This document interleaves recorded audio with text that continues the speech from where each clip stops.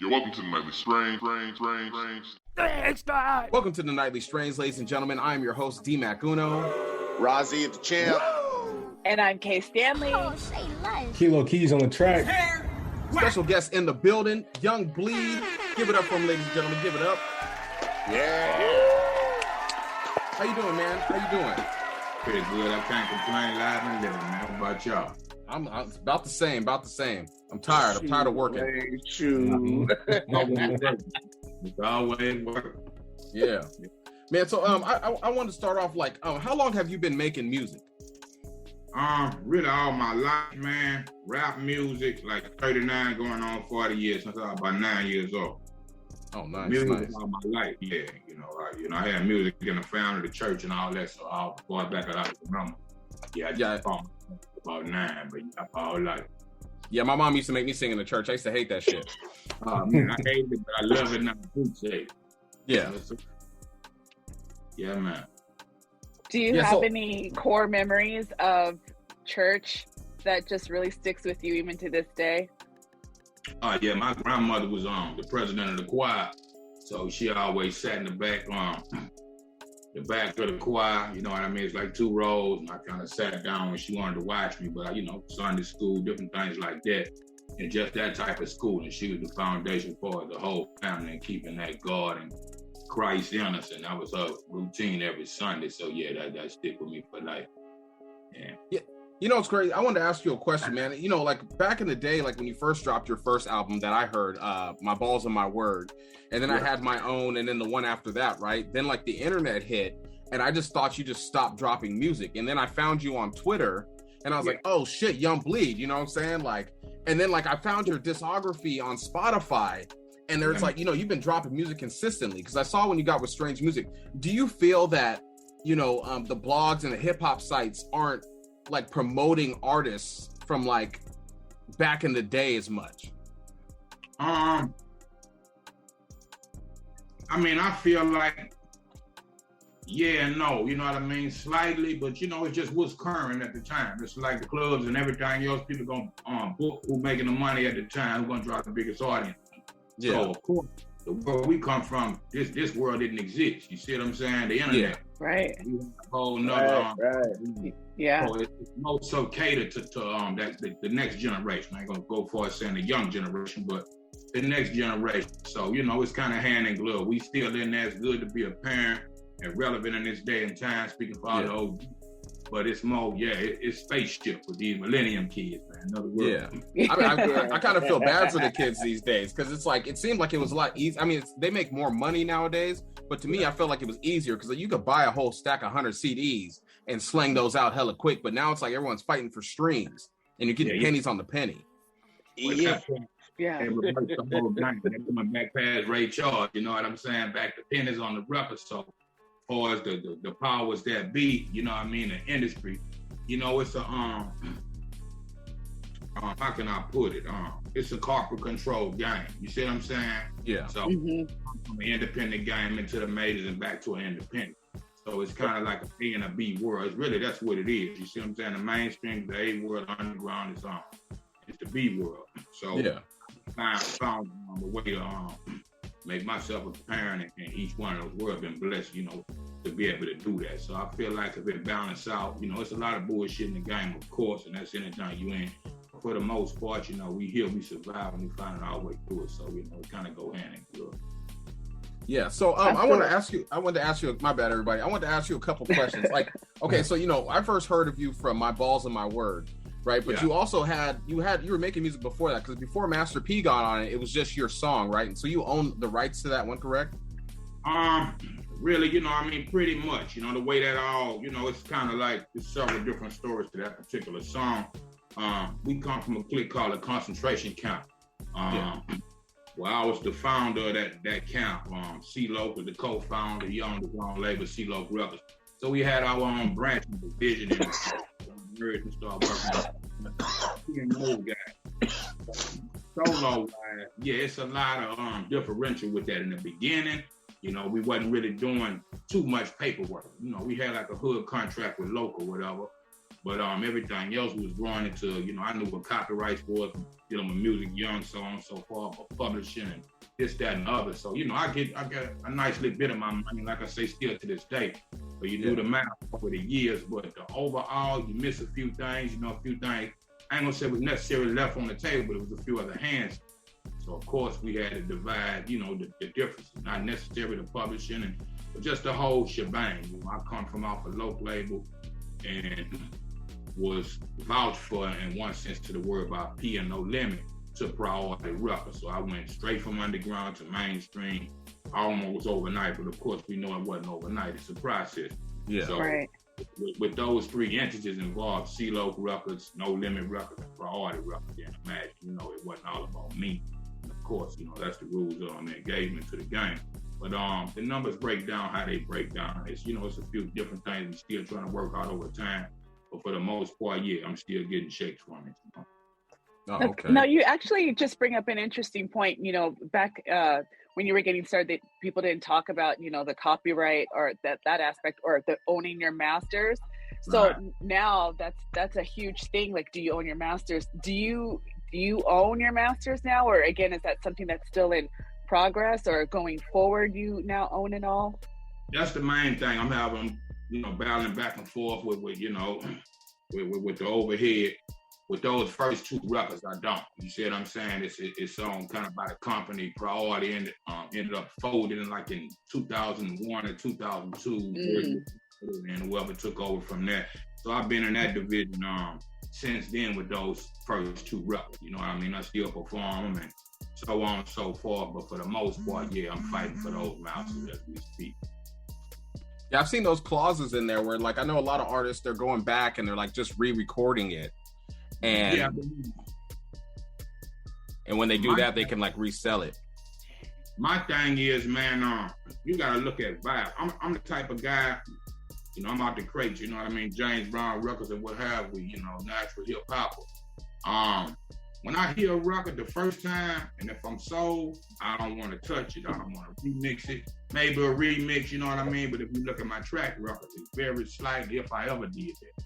Yeah, like the only one I've heard is like when you got on Strange Music and you remixed the song with it was you, Tech Nine, and then Brother Lynch. Yes, sir. Absolutely. So yeah, I had to thank you. When have I done that? But throughout my career, like I said, if I hear a record, you know, I'm fond of sampling.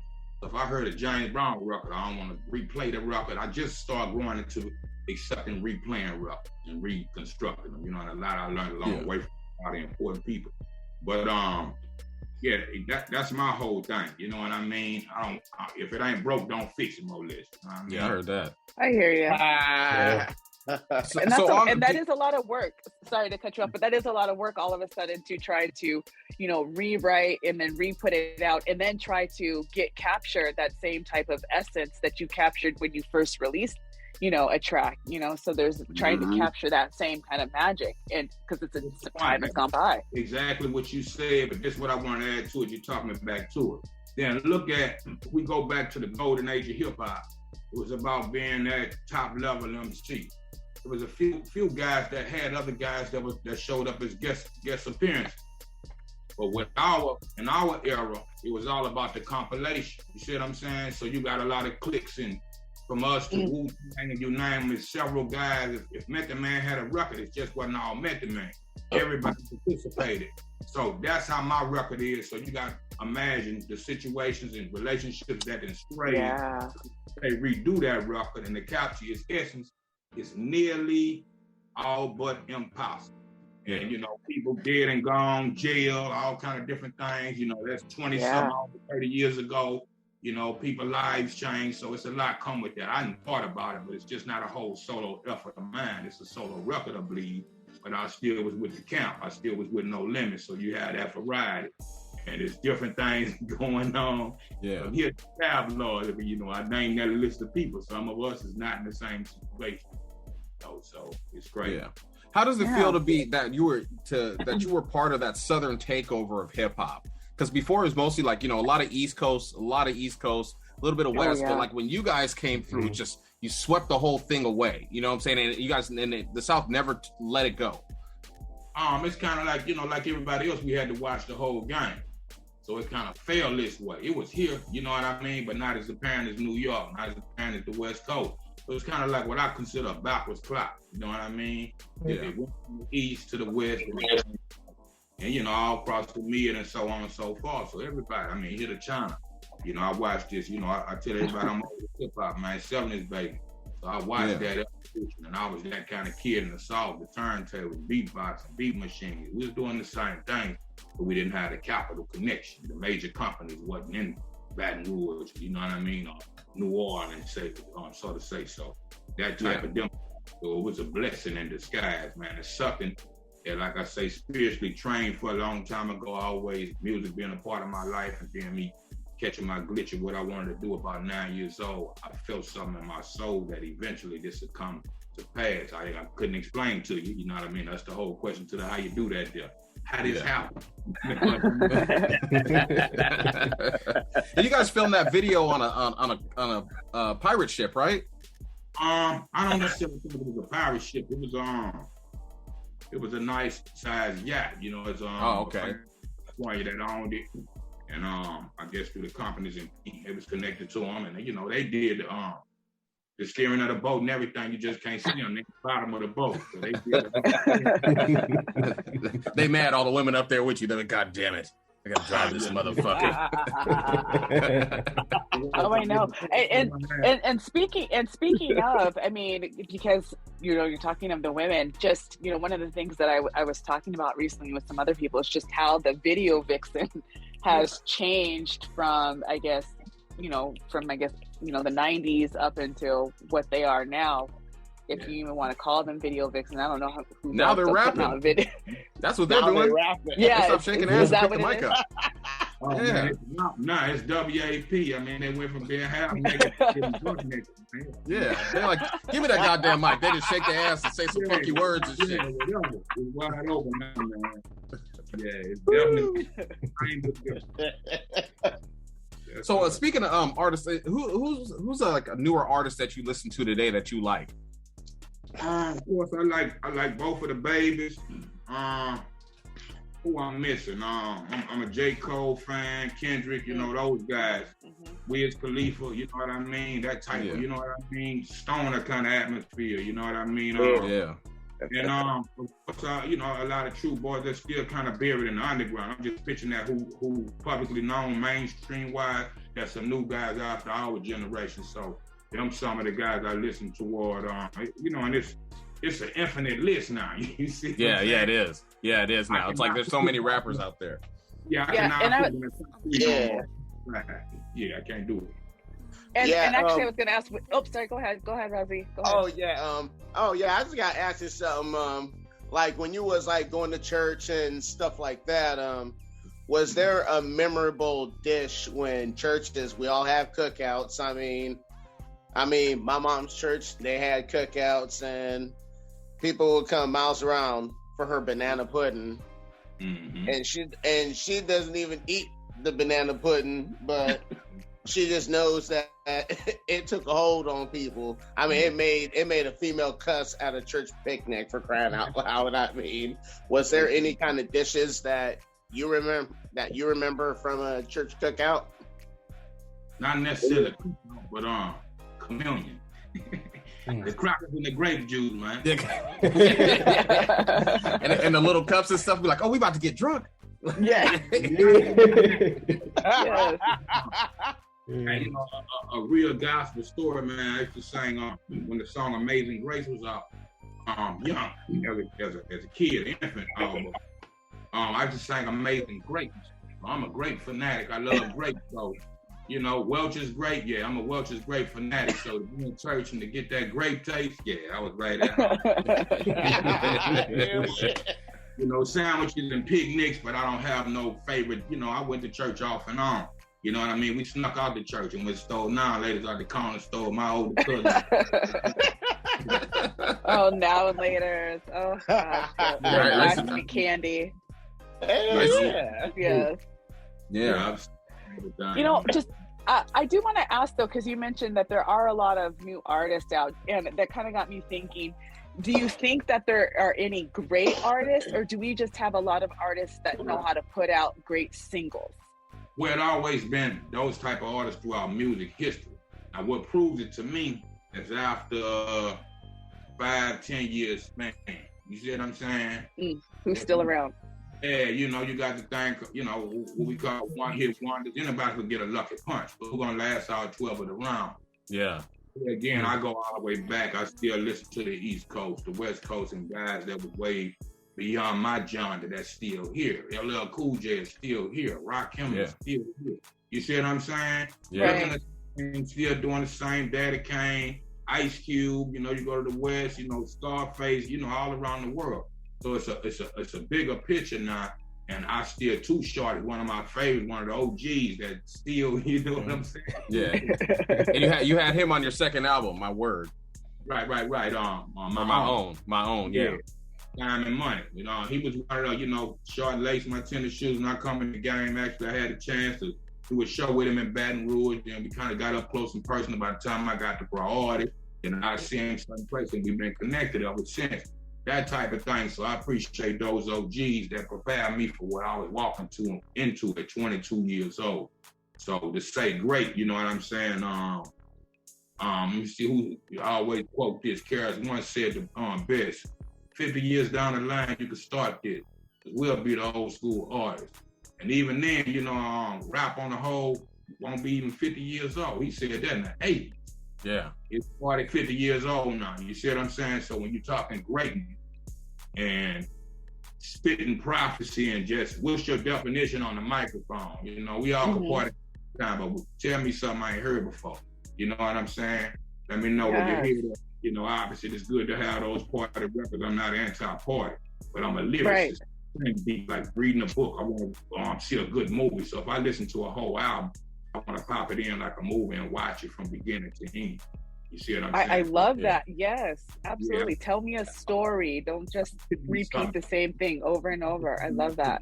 But I was just going to say, it looks like you're having some special herbs, combusting them, and they're lighting them on fire. Are you, you know, into any, like right now, I mean, I'm sure you remember, like, you know, a few years ago, it wasn't as acceptable, or, you know, you couldn't just be as open with that now. So now things have changed. Are you looking to invest in any, you know, cannabis companies? You know, it's a whole new world out there. Yeah, I have a strand in the works right now that's on the way. Oh, okay, good for you. I love that. Yeah, I'm everything in cannabis. Yeah. Nice. You have a name for the strain? Yeah, Corleone Chronic, man. Nice. Okay. And when you say you're just on this whole science part of that, I mean, it's not just so much you created. Are you taking in, you know, getting special strains, trying to blend them together? Are you trying to create a hybrid species? Yeah, I have 2 different strains. I don't want to reveal what my combination is yet till I see what the brothers think about it. But it's 2 different strains. It's a real nice action both ways. You know, not a THC. But look, give me 1 second. While you making mention of that, I have some of that caliber.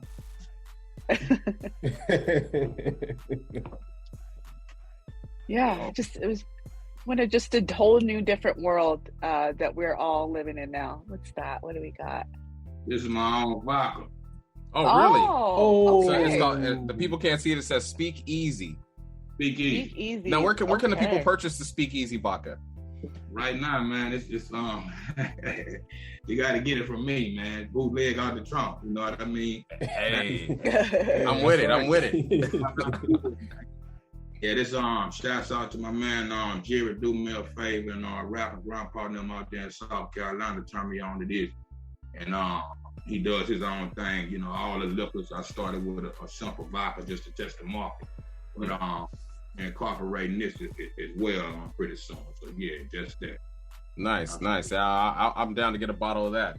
Yeah, we're gonna have to get your address. Yeah, you know. Also, so your first album was like all solely produced by Happy Perez, correct?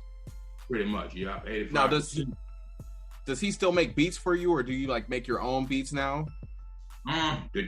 The God honest truth, man, and he'll vouch for the same thing. Me and him really together produce how you do that. So throughout my career, I might have produced about 4 different tracks. But I keep a game. Like I say, since gospel music, since I've been playing the drums since like about 4 or 5 years old. I had an uncle that was a drum, played all the African eccentric instruments. My uncle played piano, and everybody else pretty much could sing. Granddaddy played piano, was a blues guy, you know what I mean, harmonica and different things like that. So all them elements was there. So yeah, I always make music. I just made a few beats today. So I just had beats. Yeah, I got a Prince vault over here, man. I lost so much music, like 1,000 beats that I wake up in the middle of the night and I go, yeah. There's no way it's not written. You see what I'm saying? Yeah. See, Kilo here makes beats. I try to make beats, but they sound like the 80s beats, and so I just gave up on it. But the thing is this, music is timeless. Sometimes we want to rap on the 80s beat. Sometimes like I say, I'm old school. I come from sampling. We didn't have our own instrument. The whole, situation when you talk about hip hop. So, finally learning instruments. I was in band young, you know what I mean, concert band, not necessarily marching band. Still, kept up with my drum. But where I was going with this, man. Yeah, you brought a lot to mind when you said what you said. Instrumental and sampling. Yeah, instrumental and sampling. You were doing the beats and stuff. Right. Didn't really have that before. Yeah. So I guess saying where was I going? Yeah, just kind of opened up Pandora's box when you said that. it's the weed in the bootleg booze. Hey, that is that part. Something I was trying to tell you pertaining to that, man. Yeah, it'll come back to me. Yeah. So recently when Master P was doing the No Limit reunion tour, you were on it, right? You were in the show in Chicago. Just that only show, man. You know what I mean? Which is a whole different situation, but yeah, you know what I mean? It was plans to be on other shows and different things, but personal shit and business went sour. So I loved the tour. I did the Ice Cube. Yeah, I loved the tour. Yeah. So I don't know if you don't want to answer this, it's fine. How do you feel about that Mystical situation?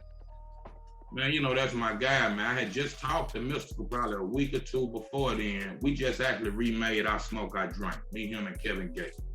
Okay. The weekend I got the record.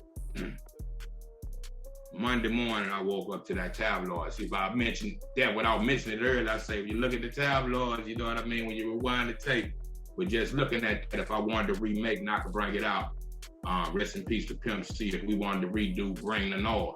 Mystical was incarcerated. Me and P, you know what I mean? I don't know really what this is. So I couldn't duplicate that record. You see what I'm saying? Yeah, so those type of situations. So I learned over time, it's hard enough to stay focused and sane and do this music thing, but it's harder to keep a group together. You can't so throughout a lot of different personalities, personalities, egos, before and after, during, and you don't know what's gonna happen. So I'm not selfish in the sense of being a soloist. I learned to work with everybody, being separated, work with myself, like I always did. Yeah. Sometimes you have to take your spirit from you and you don't be inspired. So, and having those type of connection with those mass records, we don't have a video for them, we don't perform them. You see what I'm saying? Yeah. Or what the public demand say to me when I walk the streets anywhere I'm at. Why y'all just like y'all asking the questions now? You see what I'm saying? Yeah. So that type of thing, I try to just stay focused, and if it work, it work. But I learned to brush my shoulders all over time with my closest homeboys and business associates, and so on and so forth. Yeah, it's the cold game. Yeah, I'm hearing a lot of you are just able to adapt. Like you were saying, you can do it solo. You're willing to work with the team, whatever you need to do to just keep moving forward. And that's what I'm hearing is what's led to your longevity in the music game. Your ability to adapt. Absolutely. In that order. So yeah, that's it. And that's hard for artists to do. A lot of people get stuck in that cycle, the same rut, or trying to, when something's no longer serving them, they still try to make it work. Where it sounds like, you recognize the situation for what it is. It's not always great, but you still keep moving forward. Right. I go when the game on me. You know what I mean? When the music hits me, it's not an off and on switch. I don't just wake up and I'm gonna do this. If it's not in my vibe of the day, then I might not listen to no music. I might watch them way far out just to put my focus back in shape. So, Young B, I wanted to ask you a quick question. Mm-hmm. So, me being a music producer, is there any recommendations or anything that you've seen that might help, my career, as far as how I navigate through the music industry? It's a lot of ways I could tell you about that. That's just the business. When I come in the game, I always share this story. Everybody would tell me, hey man, this is 90% business, 10% talent. I could look like, damn. That's how much you got, how much love and respect you got for the talent, 10%. That's no respect for life. Well, no, we're not saying that. It takes flyers and posters and people pushing their fingers and picking up the phones and the leg work. And everybody got to eat. You see what I'm saying? Yeah, you know what I mean? So that part of the game is the whole business structure. You could be the coldest, whatever you want to be in your mama back room. But if your mama don't know it, the neighbors don't know it. That is a great point. Yeah. D-Mac is, he says something very similar to us as far as, getting our voices out there. We have to, push it out there, because if people don't know it, you can't just tell them once. You got to keep, reminding them. You used to say, keep it in their face. That's like they do us every. You wouldn't go to Burger King or McDonald's if you didn't see the commercial over and over. You wouldn't go buy certain records if you didn't hear that song over and over every time you're in the car. So that's the power of marketing and advertising and promotion. And that's what you have to master. So that part, my brother, as far as mastering business, you know what I mean? Learn business. I had books I read and different guys that pulled my coat to certain things. When I was younger, that's what to read. I always advise this, all you need to know about the music business. What's that name? Michael, it's not Michael. Passman, Donald S. Passman. You know what I mean? I always advise that to guys and just learn it. It's the whole game. All the whole business structures there. Your paperwork, track masters, and so on. From zero to a record company. I own a label days. Everything is kosher. So like I said, I come from an independent, so it wasn't such a shock to me when different things happen on a major label. I was always prepared.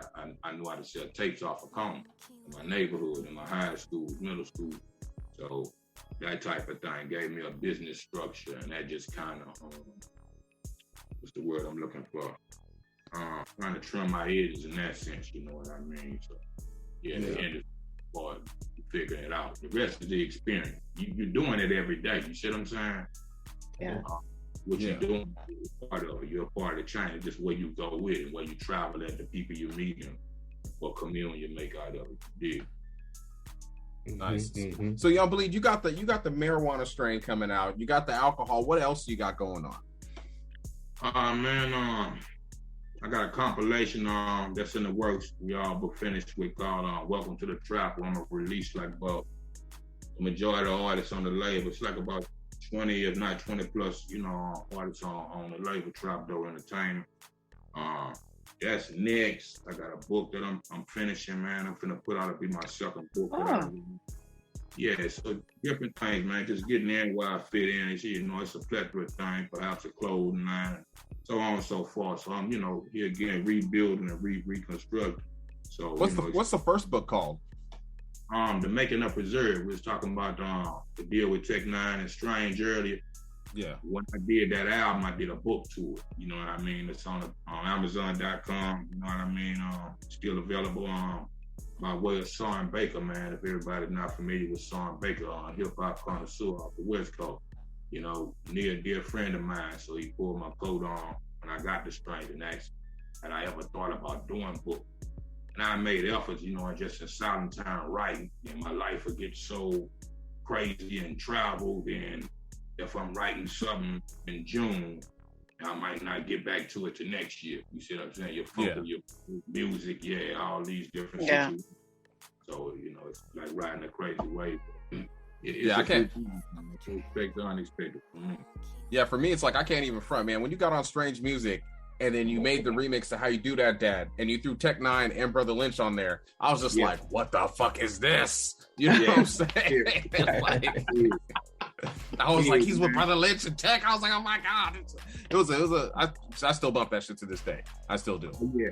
Naturally, I wanted to do 2 different kind of records with those guys, so we all thought as a whole that it make sense.